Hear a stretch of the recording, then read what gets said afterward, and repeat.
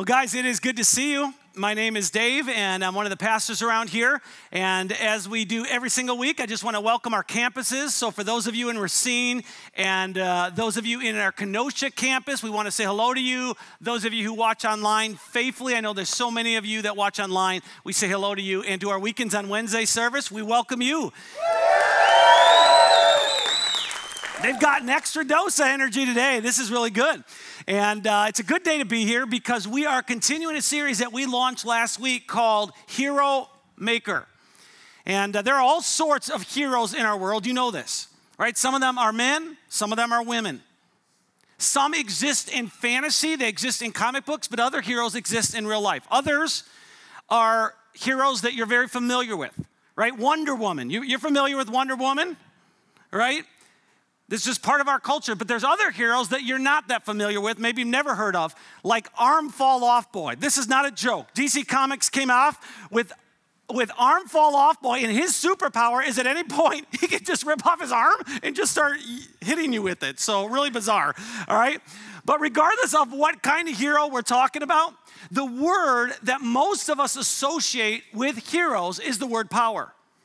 And so last week we kicked off our series by talking about how all of us have power. We don't necessarily feel like we have power, but we do. And we all have different kinds of power. Some of us have political power, influence here locally in politics, maybe statewide. Some even have influence in our nation when it comes to politics. Others have social power. You just got a lot of connections and you're able to make things happen. There's people at our church with great intellectual power. You've just got a high IQ and, man, you're able to think quickly. Others have financial power. And you have more finances than most people. Some have organizational power. You're a CEO, you're a president, you're in charge of something. Maybe you have positional power. You're the captain of the team. Others have family power. You're born into a family with influence. You're born into a family with connections. Other people have birth order power. They're a little bit older than their siblings. And so growing up especially, they had a little bit of power. And the list goes on and on and on. But the list isn't what's really important. What's important is that we recognize that we have power and that we recognize what kind of power we have. And once we recognize the kind of power we have, the question we all need to be asking ourselves is this: how will I use my power? Most people use their power to protect their power, right? They use their power to elevate themselves and keep getting ahead. That's one option. Another option is to use your power to elevate others, to give it away, to share some of it. And one of the greatest examples of this that I could think of is George Washington. All right, we're all familiar with Mr. Washington from history class. We know that he served as the first president of the United States. But one of the extraordinary things about George Washington was that he took the power he had and he shared it with others. Matter of fact, people loved Washington so much that after he had served 2 terms as president, they wanted him to be president again. Some were even suggesting that he be the king of America, or the emperor of America. And that made sense because England had King George. Now we could have King George. And everybody loved George Washington. Well, as he kind of wrestled through his different options, there was rumors that he was going to walk away and decline it all, that he wasn't going to go for a 3rd term. He was going to turn down the term king or emperor. He just wasn't going to hold on, just go for that kind of term. Well, as rumors kind of getting around that he's going to turn this down, King George III of England, he hears about this. All right, so he's in a position of power himself, and he hears that George Washington is potentially not going to run for a 3rd term of president. He's going to turn down the term king and the term emperor. And in his book, Founding Brothers, Joseph Ellis writes about all of this. Here's what he writes. He says, upon learning that Washington intended to reject the mantle of emperor, no less an authority than George III, allegedly observed, if he does that, if he turns down those positions, he will be the greatest man in the world. Not if he accepts the power, not if he keeps the power, but if he chooses to give that much power away, he is truly the greatest man in the world. And King George III knew all about power. He had a lot of influence. He had a lot of power. His family had a lot of power, and they spent their time and their energy and their resources trying to protect what they had. And so he understood that a true sign of greatness would be someone who'd be willing to give that up. Well, the author continues to write in his book, he says, true to his word, on December 22nd, 1783, Washington surrendered his commission to the Congress. Having now finished the work assigned me, he announced, I now retire from the great theater of action. In doing so, this is what the author writes, in doing so, he became the supreme example of the leader who could be trusted with power because he was so ready to give it up. How will you use your power? You can use your power to be the hero, or you can use your power to be a hero maker. You can use your power to shine a spotlight on yourself and get everybody to notice you, or you can use your power to shine a spotlight on others and get people to notice them. And the cool thing is, if you choose to be a hero maker, it often, not always, but often ends up being a win-win proposition. King Solomon of Israel, he writes this, he writes, those who refresh others will themselves be refreshed. Those who replenish others will themselves be replenished. Those who build up others will themselves be built up. And so if you want to be a hero maker, you need to look for the good in others. And last week, this was the very first thing that we talked about for character traits of a hero maker. We said, hero maker looks for the good in others. That's what they do. They walk into a room and they know there's negativity and they know that there's things that the person's not successful at and they know that the person has weaknesses, but they say, I'm gonna look for the good in this person. And if you wanna be a hero maker, it starts by memorizing 4 letters and building these letters into your life. I, C, N, U. All right, in the end's kind of you gotta read into it a little bit here, but I see in you. I see in you a compassionate person. I see in you someone who, when you walk into a room, you kind of read the room and you see who's being left out and you find ways to include them. I see that you do an amazing job of connecting people. I see in you someone with lots of potential. Man, you seem to be focused, you seem to be driven, you've got a work ethic. It just seems like people follow you. You're a great leader. I see in you a generous person. It just feels like you're always using your time and your resources to be a blessing to others, and you can't possibly know the ripple effect that that causes in the lives of people. But I see this in you. And as we learn to see potential in other people, what it does is it allows us to be a hero maker in the life of someone else.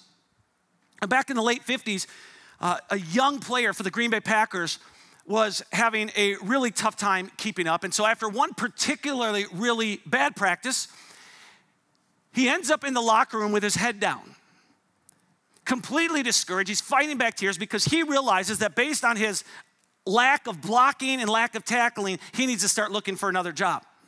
Well, as he's there in the locker room with his head down, Coach Lombardi walks into the room. And he sees this player there fighting back tears, and he reads the situation because he knows it hasn't been a series of good practices for him.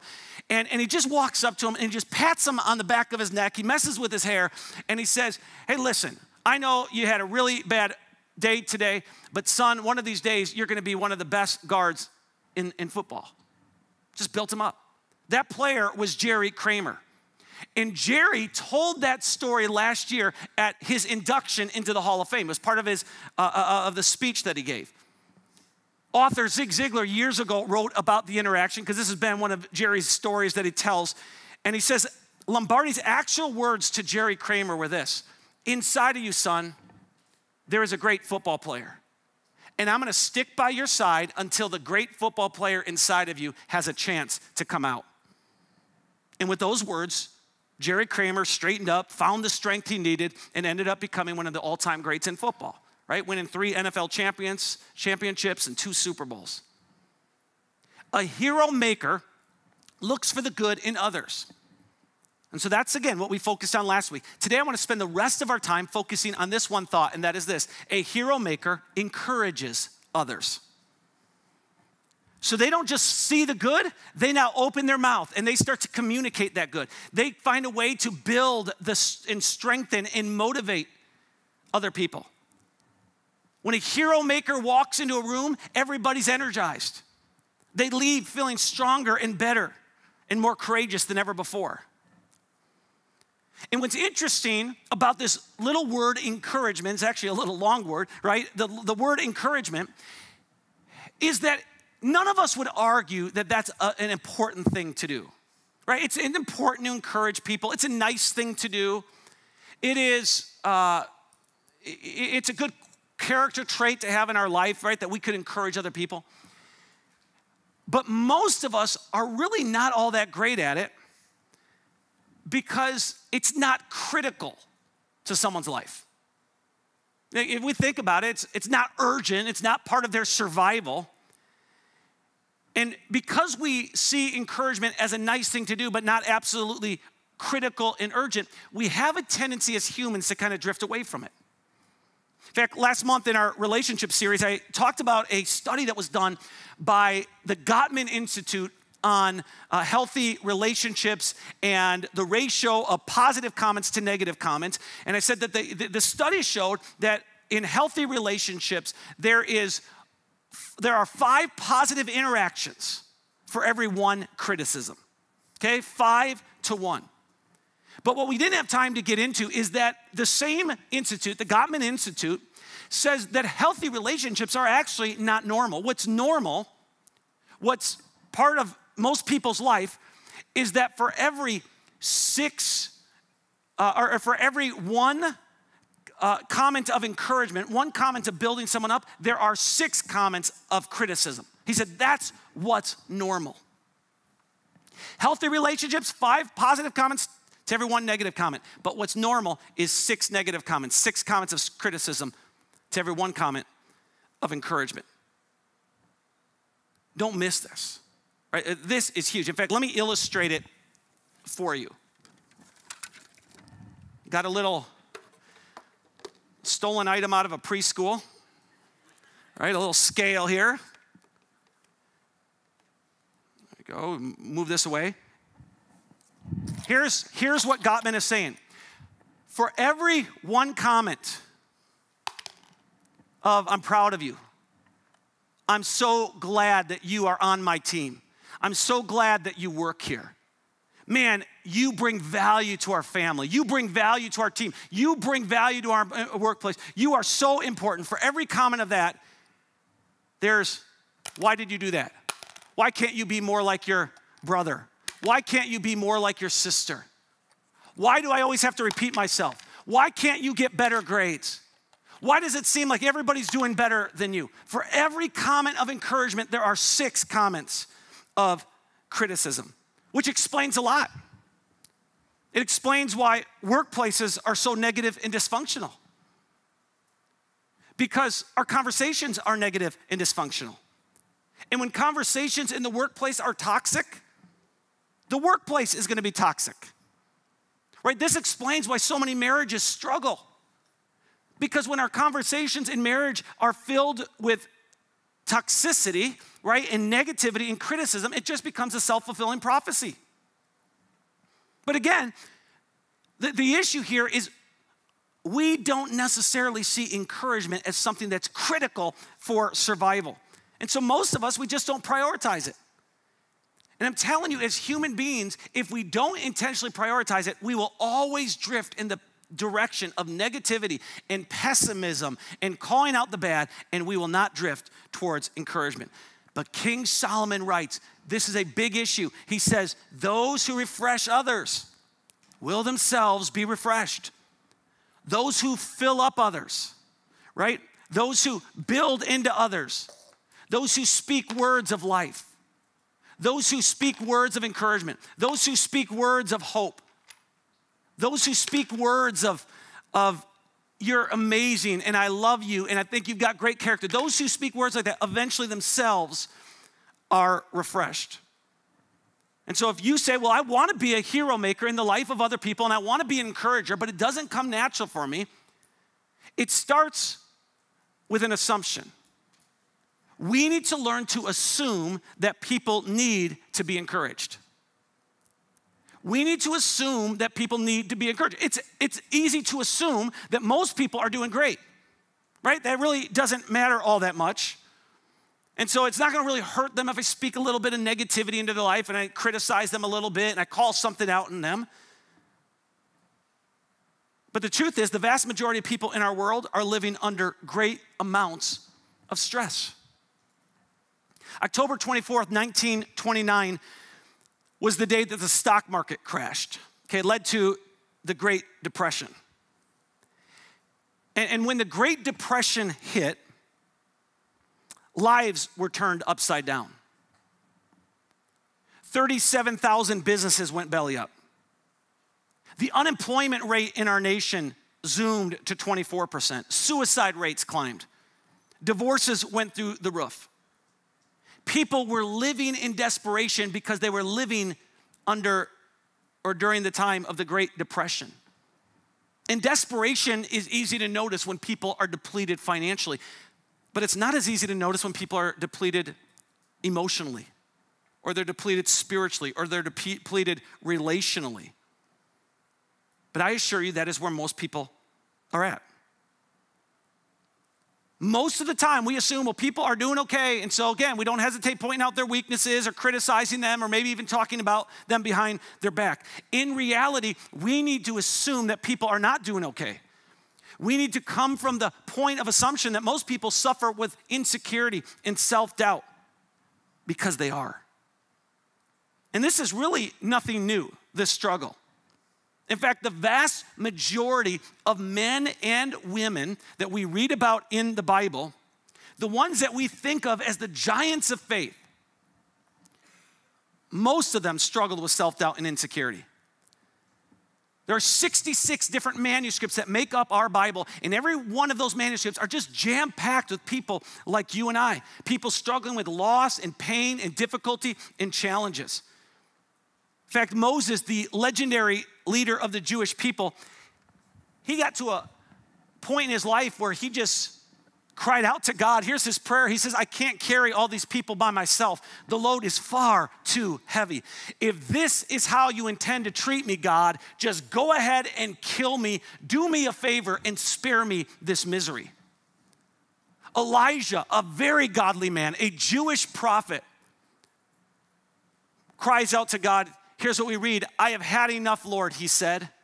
Take my life, for I am no better than my ancestors who have already died. Job, whose story is in our Bible, is described as the most righteous and the most godly person on the planet. Just a huge person of integrity and character. And yet when his life hits rock bottom, here's his prayer. I'd rather die than suffer like this. I hate my life and don't want to go on living. King David, the most loved and famous king in Jewish history, he gets to a point where he writes, for my life is full of troubles and death draws near. I am as good as dead, like a strong man with no strength left. Jeremiah, the Jewish prophet, writes this. He says, I curse the day I was born. May no one celebrate the day of my birth.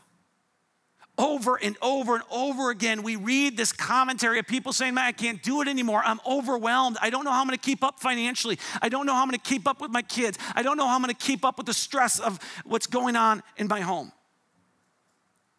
And so do you want to know how you can tell if someone needs encouragement in their life? If you want to know, what's the test for if someone needs encouragement in their life? Here's the answer. If they are breathing. That's it. That's a test. If your coworkers are breathing, they need encouragement. If your parents are breathing, they need encouragement. If your children are breathing, they need encouragement.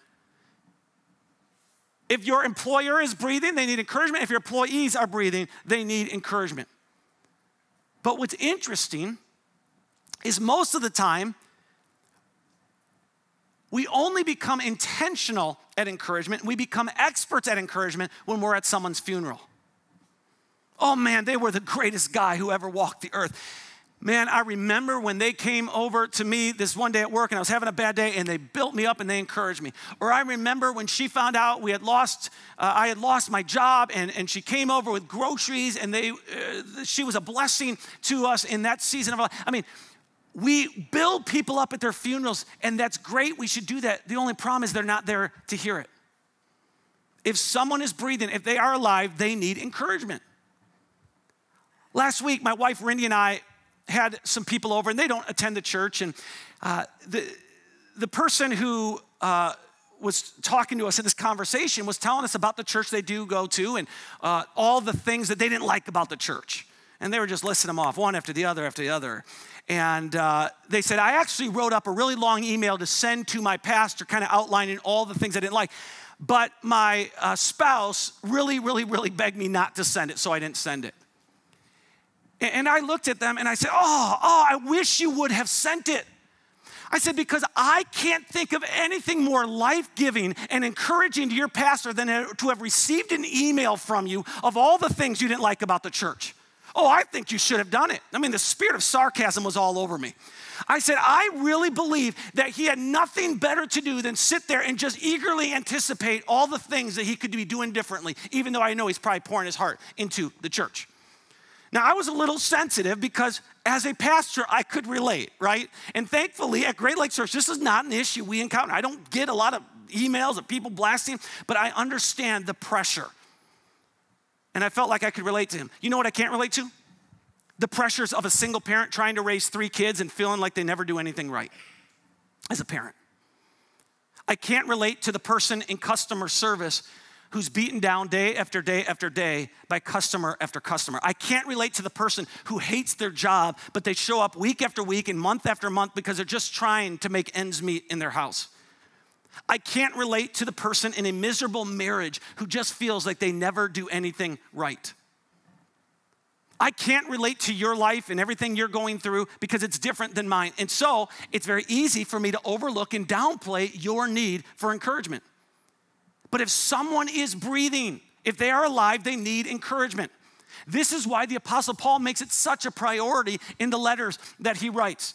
To followers of Jesus in Thessalonica, he writes, so encourage each other and build each other up. To those living in Ephesus, he writes, let everything you say be good and helpful so that your words will be an encouragement to those who hear them. To those living in Galatia, he writes, whenever we have the opportunity, we should do good to everyone, especially to those in the family of faith.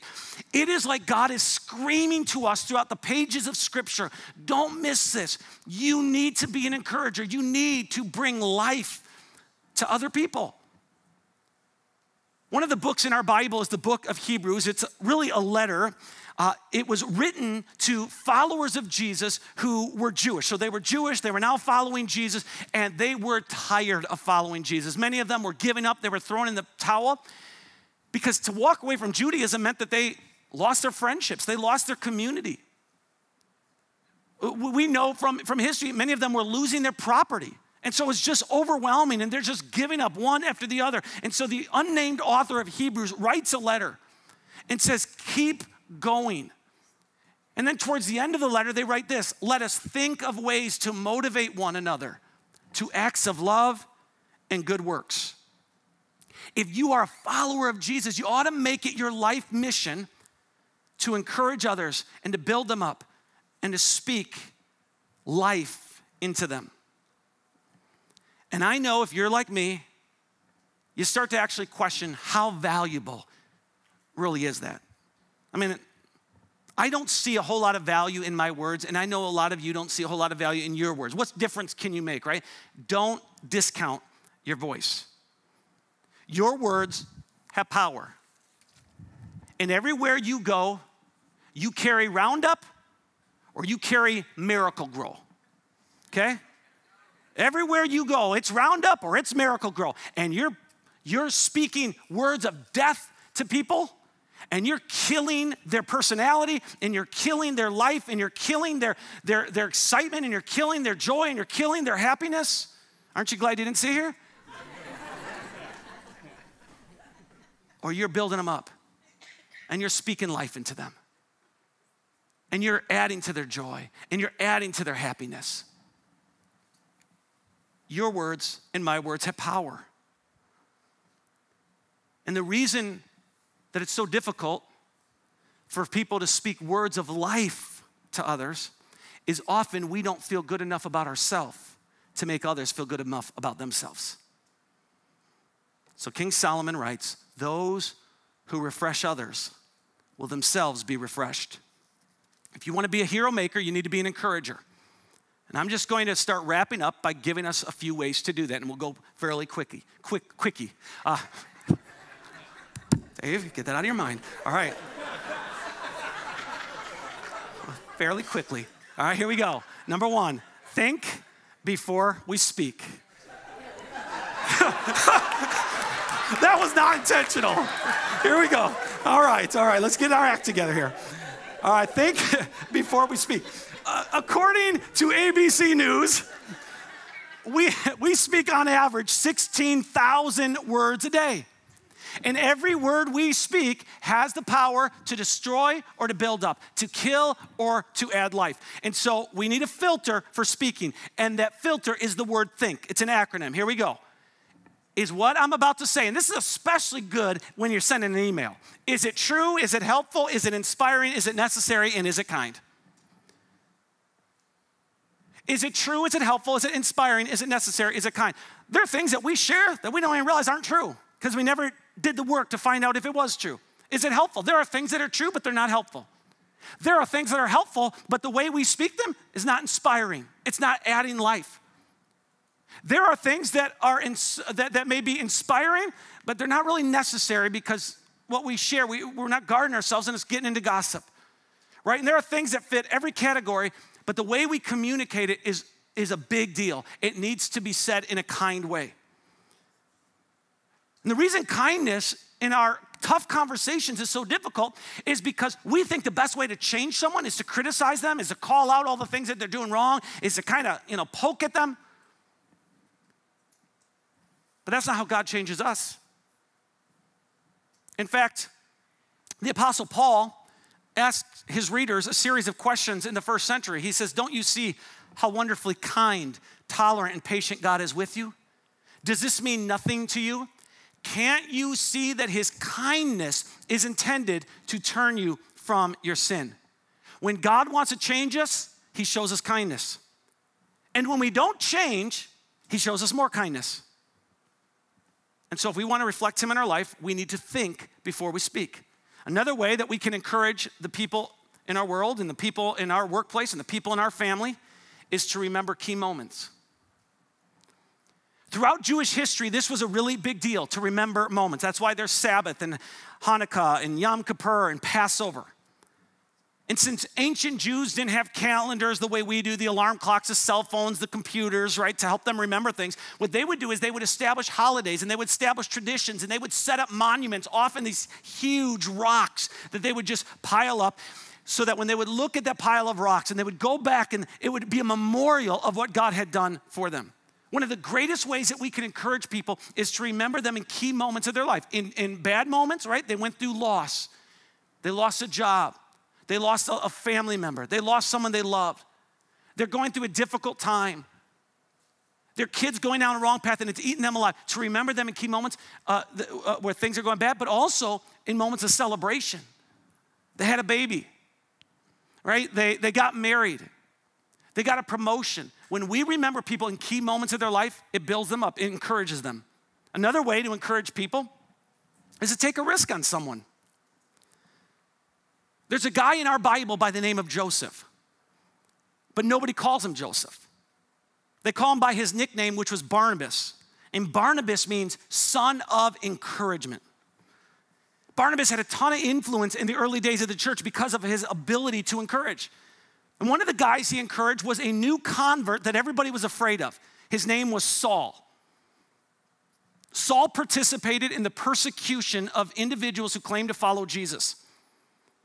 And so when Saul says, I am now a follower of Jesus, everybody thinks he's trying to infiltrate the people and kind of find out who's really a Christian so that he can participate in their persecution. That he was basically there to spy on them. But Barnabas believed Saul had gone through an amazing conversion experience. And so we read that when Saul arrived in Jerusalem, he tried to meet or Barnabas, let's go back. Barnabas believed in Saul. So when Saul arrived in Jerusalem, he tried to meet with the believers, but they were all afraid of him. They did not believe he had truly become a believer.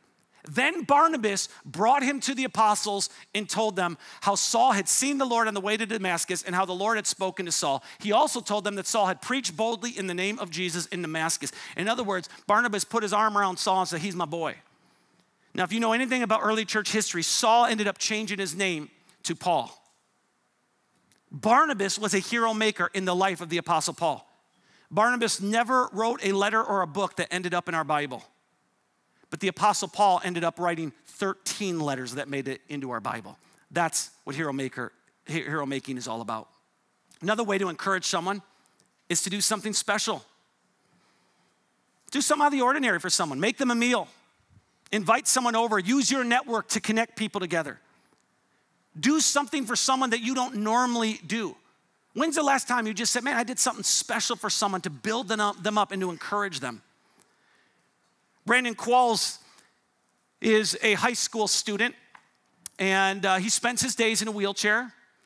And his big complaint is that often at the end of the day, his arms are tired from pushing himself around all day long in a wheelchair. Well, one of his buddies at school is a guy named Tanner Wilson. And what Brandon did not know was that for the last 2 years, Tanner's been stashing away money from his part-time job so he could buy Brandon an electric wheelchair. And he recently gave it to him in front of the class and made a big deal about it. And when I saw this little interview between these two, I was like, that's awesome. That's encouragement. When's the last time you did something for someone just out of the ordinary, special to build them up? And then just one more suggestion of how we can encourage others is speak life-giving words to them. I mean, this is the heart of encouragement, right? And again, we can dismiss it. We can assume they're doing okay, but we don't know the financial stress someone's under. We don't know the health issues that someone is facing. We don't know the marriage challenges someone's going through. We don't know the insecurities that someone is battling in their life. We don't know what's going on with someone's kids. And so we can just be intentional, speak life-giving words. And one of the most life-giving words that we can speak to other people, whether we say it like this or not, isn't the issue, but it's to communicate these words. You matter more than you think you do. Because there's a whole lot of people in our world that just don't think they matter.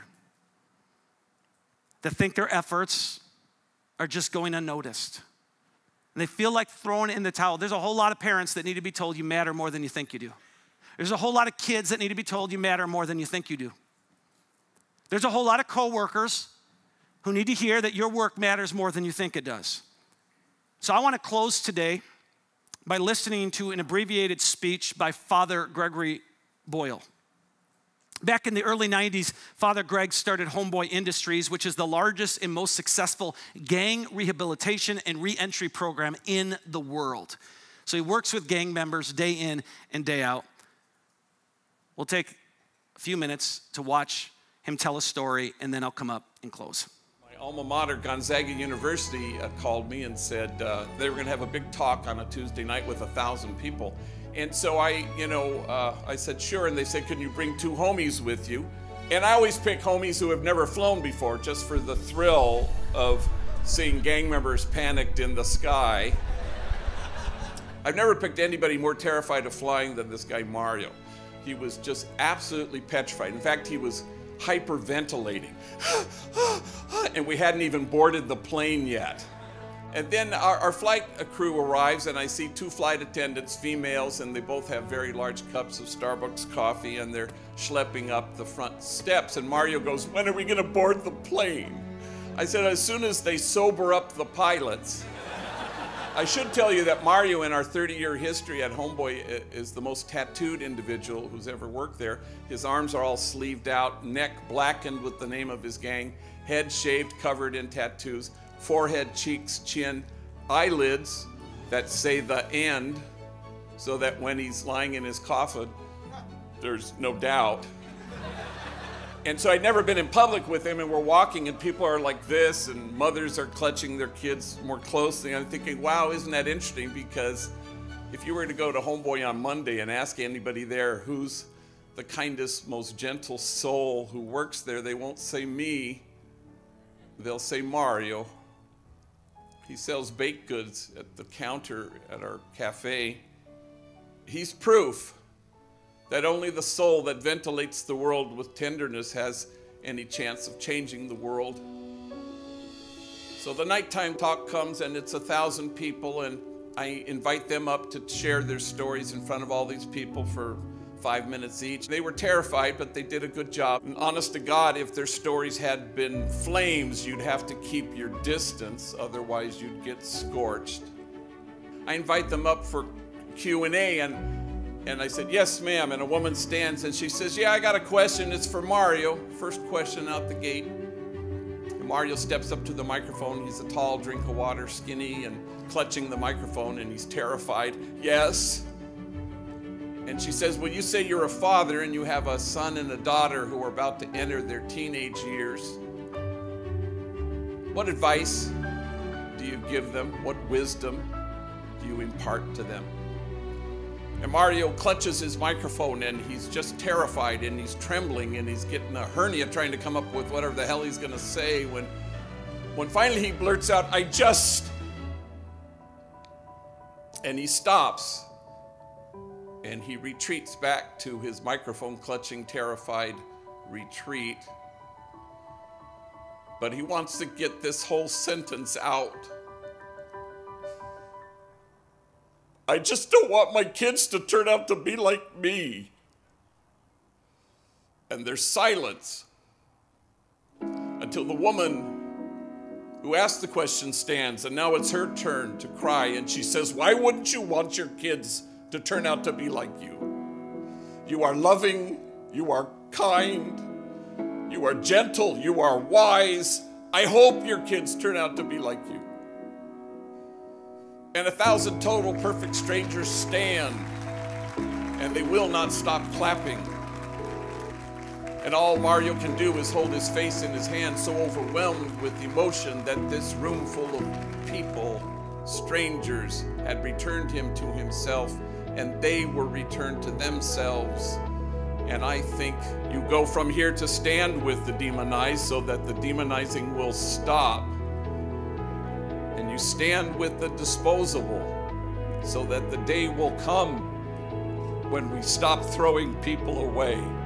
And you stand with those whose dignity has been denied, and you stand with those whose burdens are more than they can bear, and you stand with the poor and the powerless and the voiceless. Make those voices heard.